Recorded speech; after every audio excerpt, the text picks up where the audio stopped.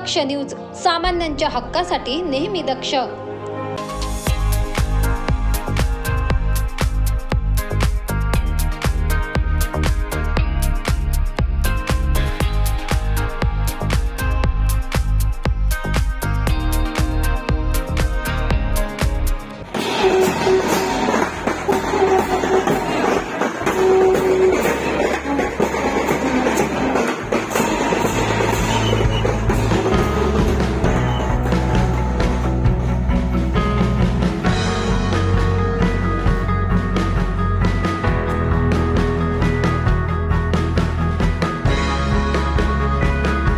सध्या नाशिक शहरात वाहतूक नियम मोडणाऱ्यांवर कठोर कारवाई करण्यात येते।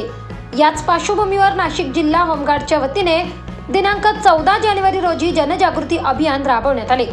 अप्पर पोलीस अधीक्षक ग्रामीण तथा जिल्हा समादेशक होमगार्ड आदित्य मिरखेलकर यांच्या आदेशाने ग्रामीण पोलीस व जिल्हा होमगार्ड महिला व पुरुषांच्या संयुक्त विद्यमाने राबवण्यात आले।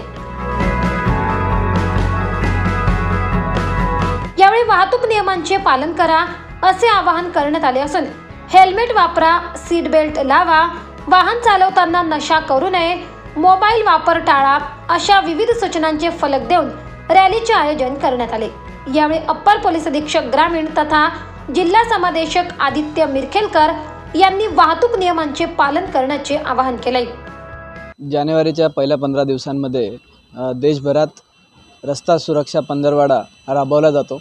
त्यासाठी विविध संघटना, विविध शासनाचे विभाग जनजागृती आणि वाहतुकीचे नियम याबद्दल अवेअरनेस पसरवतात।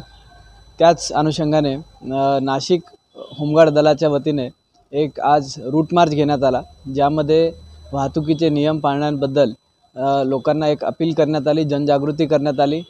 त्यामध्ये साधारणतः 250 होमगार्ड सामील होते आणि नाशिक शहरातील मुख्य रस्त्यांनी ही रॅली आज काढण्यात आली आहे।